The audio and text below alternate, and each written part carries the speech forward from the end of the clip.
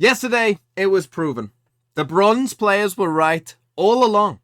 Because finally, a pro team decided, what if we just listen to the bronze players? What if they do know something that we don't know? And so a team finally tried it, and guess what? They destroyed with it. Because here is Fusion Esports team comp on Ascent. It's Neon, Brim, Viper, Breach, and Sage. That's their team comp on Ascent. And not only did they win, they destroyed with this comp. On the attack side of Ascent, they won 10-2. And then won 13-4 for the game overall. And so let's take a look at how Fusion did it. And it starts with the pistol round, which is honestly one of the best pistol rounds you'll see in some time. And it starts with the buy. Because most of this is fairly normal, but what they've done here is kind of weird because they've gone for a simp buy. What I mean by a simp buy is that you can see our Sage here has full util and a ghost. Our Breach has just one flash and just a classic, nothing else bought, and has basically dropped a ghost for our Sage, which is quite weird because normally when you're going for some kind of, like simp buy, some kind of raid boss buy, normally it's on your duelist player. Normally it's to get a duelist like a gun plus light shields, right? And they just go in and they get 2 kills because they got light shields, and then you just go from there. But no, this time we're giving it to our Sage, and that is for good reason. And so let's just talk about what's going to happen in this round. It's going to start off with a Viper wall. They're going to put a Viper wall from where this Viper is just here, and it's going to go across something like that. And what they're going to do is just blitz in. And the way that they use their util here is so good. So obviously we're going to get a normal Brim smoke down here.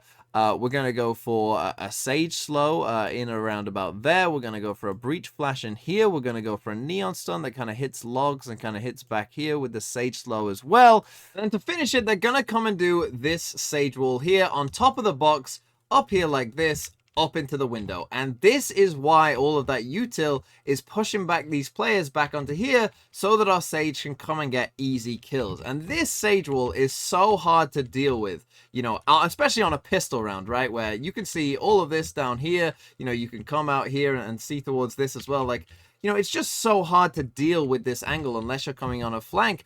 And so on a pistol round and with the other util that's come in here, you're going to see our Sage is going to get 2 very free easy kills. Also a good point worth noting that while 00 Nation has lost this map all 3 times they've played it, it's always been to the same opponent, the Union, the best team in Brazil. So it's not like they've been able to stretch their wings against, a variety of opposition, as we have a very quick pistol round, which I'm not surprised to see. As both these teams are known for their very high octane playstyle. We'll talk more about it, of course, throughout the course of the series on what to expect, but as you can see, it's far away. And so they managed to get the spike down, and we're in this 4v3. Now, it is a pistol round, so at this point, kind of both sides don't have that much util. Basically, it's only the Jet, really, who has any util between everyone at this point. So it's just going to come down to these gunfights.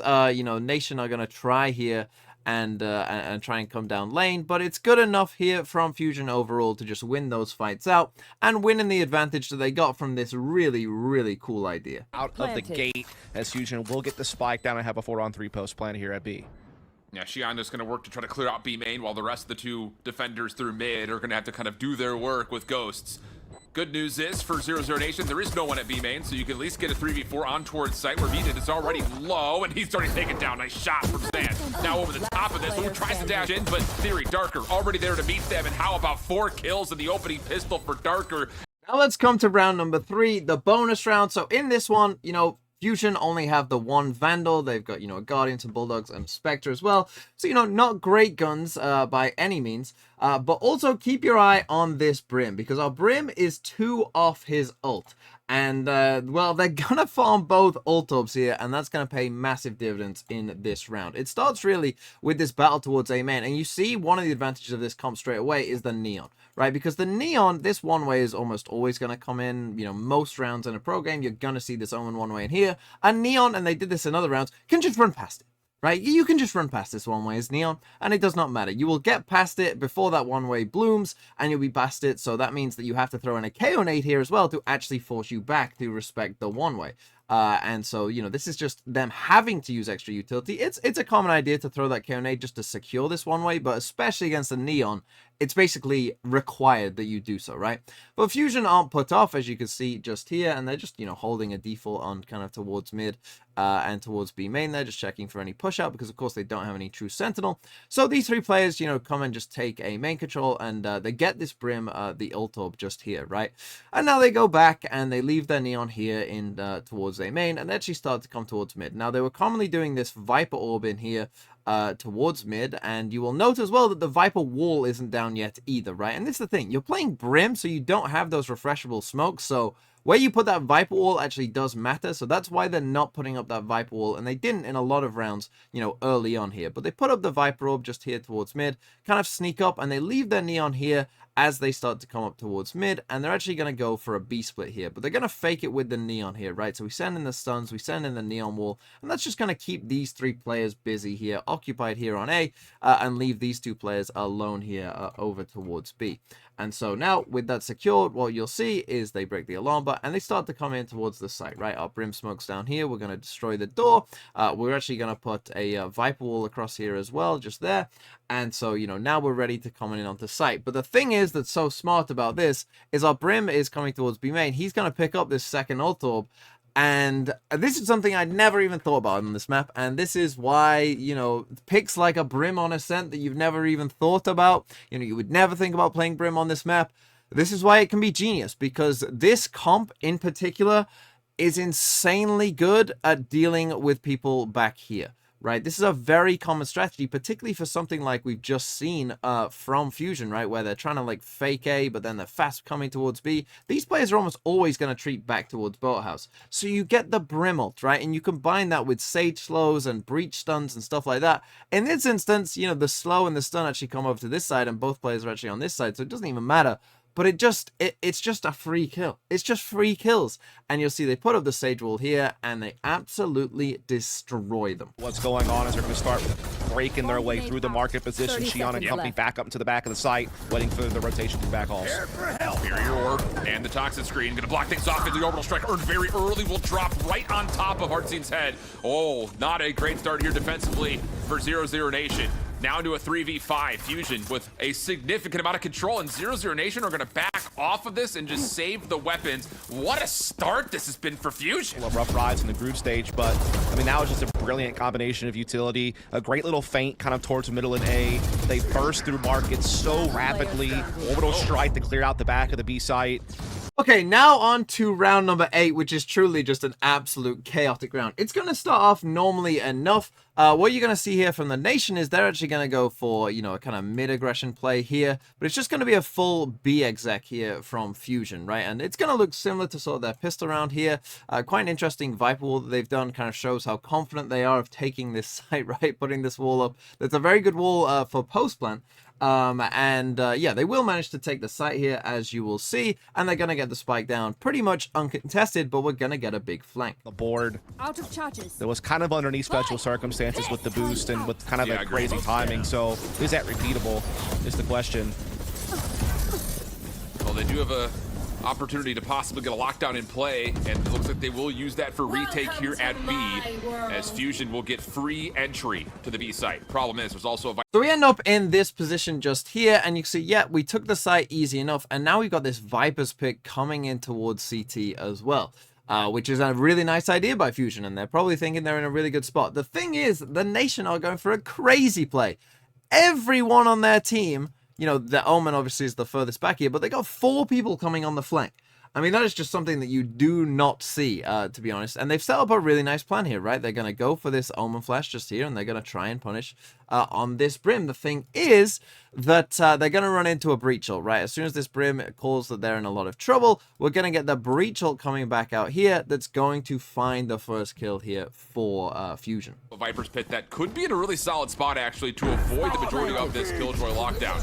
Oh, baby. Also spent, oh my. So the Brim gets that kill and probably thinks that, you know, there isn't maybe more than one other person there, because, again, it's very weird to have 4 people on the flank. So the Brim goes swinging here and will die to these players, you know, that are many more players than perhaps you expect to be there. So they do lose out on that kill. But we send in this Aftershock, and then we even have the Sage Wall. And this is where you've seen the beauty of this comp, where it's just like, once you have a site, you know, like the post plant is just so good because we wall off B main here, and that's going to get our Sage the next 2 kills from just being on top of this wall and just being unexpected. To get more for his work. Only takes down the 1 though. Does put a little bit of pressure onto 0-0 Nation on this retake attempt. Still lockdown is up and set yet darker. Playing off a little bit of elevation with the barrier orb once again. There's the lockdown. Now the Killjoy lockdown then comes in. We're in a 4v2, but the Sage here is in such a position where, you know, they kind of have to fight this, you know, crossing across all the way here, especially if you expect that someone's going to be there, you know, is going to be pretty risky. And so, you know, I don't mind the decision by the Sage here to just, you know, try and fight, try and kill this Killjoy, destroy the lockdown maybe even, and, you know, just completely secure the round.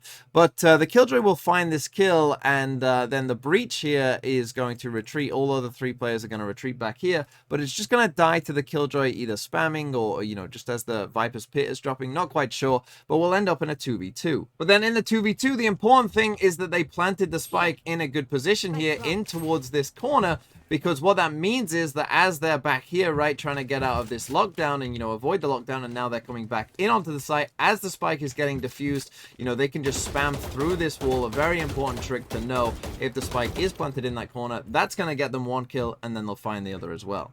Prediction from Zant, not gonna work out. Darker, possibly looking for more and almost finds it. Xian, though, does deny. But again, this Viper's Pit, you can still stay in this outside the bounds of the lockdown. 2v2 situation. Xian, Bartine make their way on. Birdie, Theory, gonna have to check this. Fast lane falls, holding it. Oh, but no.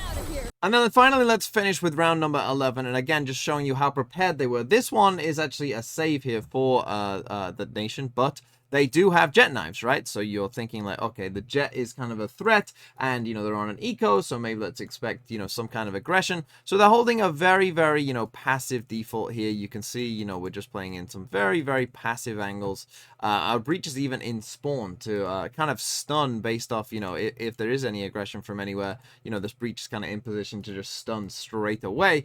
And they're expecting aggression towards B main here, right? They're expecting this because our Breach is going to be lined up here in a second just to do this, and our Sage in a second as well. So you can see here's our Breach, right, just literally waiting for someone to walk out B main, you know, just holding the stun down. Our Sage even has a wall prepared right on top of this to just look above this pavilion and you know, just destroy any aggression. The aggression actually doesn't come from the Nation. They don't get overly aggressive, to be honest. And so they start to walk up towards B main, do fusion, and the play that the Nation have set up here is they got the turret here. You can just see looking out towards B main. It's kind of a contact turret play for the jet updraft through the window. The Killjoy actually just starts to back off there, you know, just as they actually start to come in. So here it is, you get the destruction of the turret. The jet's going to updraft there, but they're ready for that as well. They managed to find that first kill. Really, really good stuff again from Fusion. And now, you know, with the first kill found over here, they actually go and pick up the ult orb for this Breach. And our Neon just goes walking, right? Avoids this KO knife there, making them think that no one's over towards A. But guess what? We get this free kill on A on the Omen just there, as they just managed to find a really good timing. And so they actually come across then, using their Viper orb again in here to cross across towards mid. And they're going to put a Brim Smoke down here. They're actually going to put a wall here and an Aftershock. And you'll see the kill on this KO is pretty funny. They do manage to find the Killjoy, who actually does reflank them and almost finds a kill. But, you know, the gun diff is kind of real for that one. But the kill on the KO was pretty funny. And then they just end it with the silver as well. And this was honestly an amazing performance by a team running a truly crazy comp, and gives me absolute hopium that maybe more teams will try this kind of stupid bronze lobby stuff, because as it turns out, the bronze players were right all along. Into A, I mean, 0-0 Nation are lost. In the sauce. Xian hoping for something, not gonna work. It's Theory who sends a headshot the opposite way. And just to make matters worse, oh my goodness. The flash fragment doesn't get played. The barrier orb puts him into the aftershock. And now Artzine is just trying to keep his life. Another flawless for Fusion.